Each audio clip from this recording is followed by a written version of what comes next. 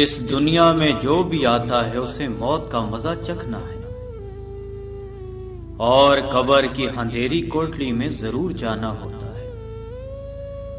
امیر ہو یا غریب، بادشاہ ہو یا فقیر، اس نے موت کو گلے لگانا ہی ہوتا ہے۔ حضرت محمد مصطفیٰ پاک نے فرمایا، جب انسان کی روح نکلنے کا وقت ہوتا ہے تو اللہ پاک اس کی طرف 5 فرشتے بھیجتا ہے۔ پہلا فرشتہ اس کے پاس اس وقت آتا ہے جب اس کی روح حلق تک پہنچتی ہے۔ وہ فرشتہ اسے پکار کر کہتا ہے، اے انسان، تیرا طاقتور بدن کہاں گیا؟ آج یہ کتنا کمزور ہے۔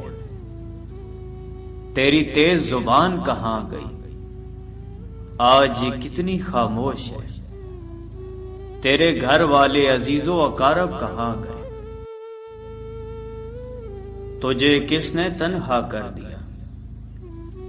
پھر جب اس کی روح قبض کر لی جاتی ہے اور کفن پہنا دیا جاتا ہے تو دوسرا فرشتہ اس کے پاس آتا ہے اور اسے پکار کر کہتا ہے، اے انسان، تو نے تنگ دستی کے خوف سے جو مال و اسباب جمع کیا تھا وہ کہاں گیا؟ جو گھر بسائے تھے کہاں گئے؟ تو نے تنہائی سے بچنے کے لیے جونس تیار کیا تھا وہ کہاں گیا؟ پھر جب اس کا جنازہ اٹھا دیا جاتا ہے تو تیسرا فرشتہ اس کے پاس آتا ہے اور اسے پکار کر کہتا ہے، آج تو ایک ایسے لمبے سفر کی طرف رواں دواں ہے جس سے لمبا سفر تو نے آج سے پہلے کبھی طے نہیں کیا تھا۔ آج تو ایسی قوم سے ملے گا کہ آج سے پہلے کبھی اس سے نہیں ملا۔ آج تجھے ایسے تنگ مکان میں داخل کیا جائے گا کہ آج سے پہلے کبھی ایسی تنگ جگہ میں داخل نہ ہوا تھا۔ اگر تو اللہ کی رضا پانے میں کامیاب ہو گیا تو یہ تیری خوش بختی ہے، اور اگر اللہ پاک تجھ سے ناراض ہوا تو یہ تیری بدبختی ہے۔ پھر جب اسے قبر میں اتار دیا جاتا ہے تو چوتھا فرشتہ اس کے پاس آتا ہے اور اسے پکار کر کہتا ہے، اے انسان، کل تک تو زمین کی پیٹھ پر چلتا تھا اور آج تو اس کے اندر لیٹا ہوا ہے۔ کل تک تو اس کی پیٹھ پر ہنستا تھا اور آج تو اس کے اندر رو رہا ہے۔ کل تک تو اس کی پیٹھ پر گناہ کرتا تھا اور آج تو اس کے اندر شرمندہ ہے۔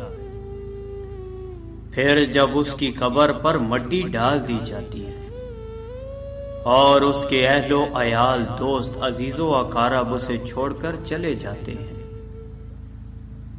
جب پانچواں فرشتہ اس کے پاس آتا ہے اور اسے پکار کر کہتا ہے، اے انسان، وہ لوگ تجھے دفن کر کے چلے گئے، اگر وہ تیرے پاس بھی ٹھہرتے تو تجھے کوئی فائدہ نہیں پہنچا سکتے تھے۔ تو نے مال جمع کیا اور اسے غیروں کے لیے چھوڑ دیا۔ آج تو یا تو جنت کے اعلیٰ باغات کی طرف پھیرا جائے گا یا بھڑکتی ہوئی آگ میں داخل کر دیا جائے گا۔